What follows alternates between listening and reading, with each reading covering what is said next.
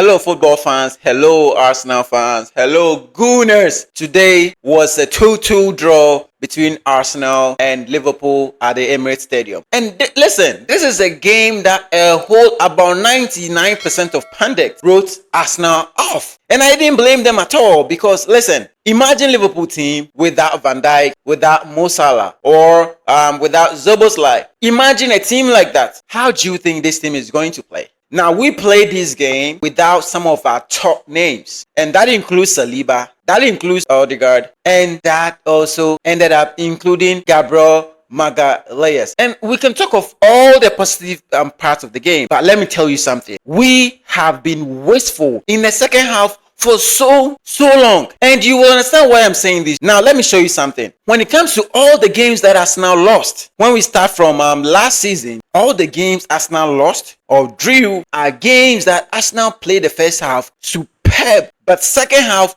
we came and we were shit. And listen, you can say what you want to say. You can say that maybe this result is a better result.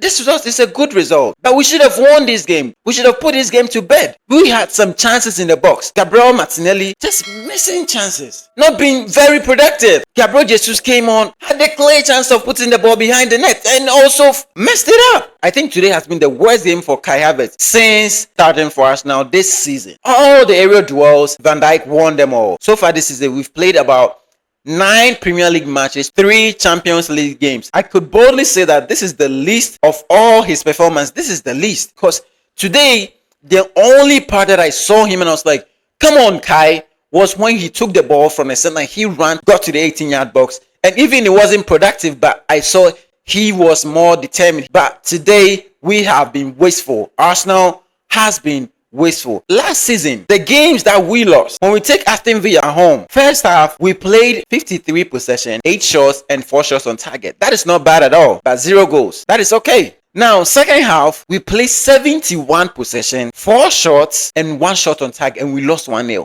Now, you can say I'm making this up. Let me take another game. So we played against Fulham. That was last season. First half, we played 8 shots, 3 on target. Second half, we played 5 shots, 0 on target. You might think this is just, 2 occurrences. They are random. Okay, let's go to another game again that we lost. We lost to West Ham 2-0 last season. And in that game, first half, we played 9 shots, 73 possession, 2 shots on target. Second half, we played 21 shots, 6 on target. How wasteful can we be? How wasteful? And if we do a combine that is stats, we had 30 shots, 8 on target, and 0 goals. We were wasteful in that game. Now let's bring this one back to Aston Villa at our home. First half, we played 14 shots, 3 on target. Second half, we played 4 shots, 1 on target. So what I'm trying to tell you is that we have been very wasteful when it comes to our second half performances. We play the first half, we are hungry for the ball. We come second half and we sit back. I don't know why, but Arteta must have seen this. When you go to the first half break,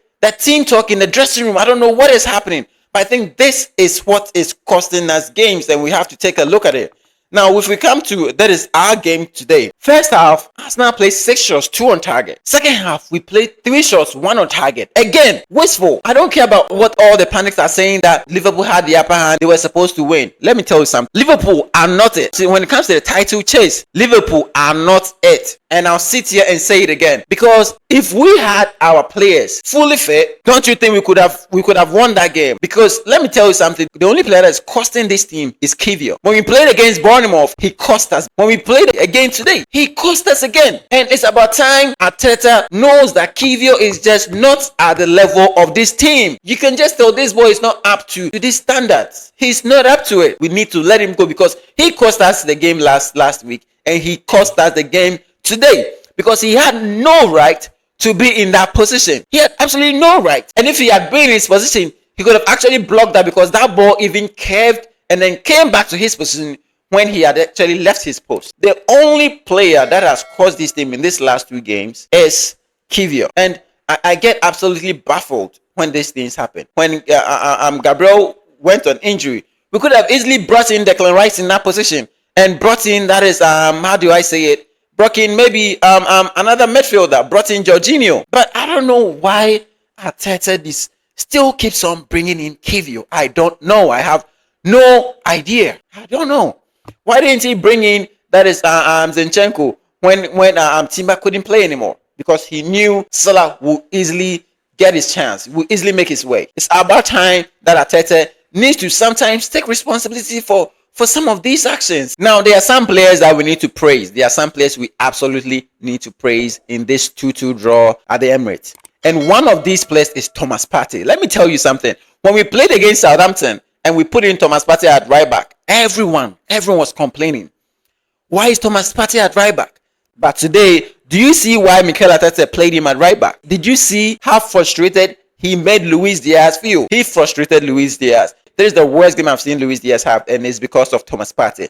So if I were to pick that as my man of the match, I will pick Thomas Partey. Saka obviously was not feeling well today, but we cannot ignore the quality that Saka has. We cannot ignore that. This boy is a thorn in the flesh in the opposition. How many games have you seen Andy Robertson being subbed off? He made Andy Robertson look like an average player today. He did. And I don't care about what they all say, the comparison they are making with Phil Foden and so on. Saka is our boy. When we talk of Arsenal Football Club, the player that makes the team tick, you cannot mention the names without mentioning Bukayo Saka. With him being present in this team, it's obvious what this team can accomplish. And we need him back at 100% fitness. So whatever that is the medical team can do, they should do it because we need our boy back. Another player I think put up very good performance today was also Ben White. And Ben White, I haven't seen him in the center back position, but today he was decent. When I saw the ball that he gave Saka for the first goal, that was a fantastic ball.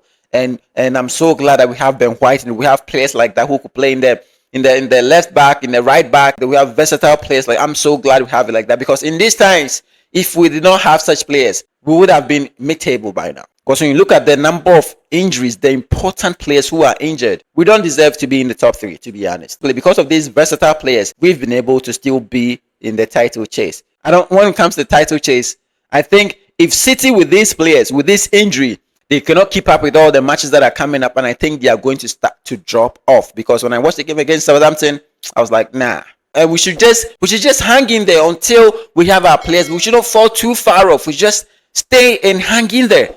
Third, second like that. And when we have our players back, we will be ready to pounce on that first position. Once again, this is the Den of Soccer. And if you haven't subscribed to the channel, make sure you smash the subscribe button. Don't just hit it. Smash the subscribe button. Make sure you give this video a thumbs up. What do you think we can do better with all these injuries on our hands? This is the Den of Soccer, and we out. It's fantasy hero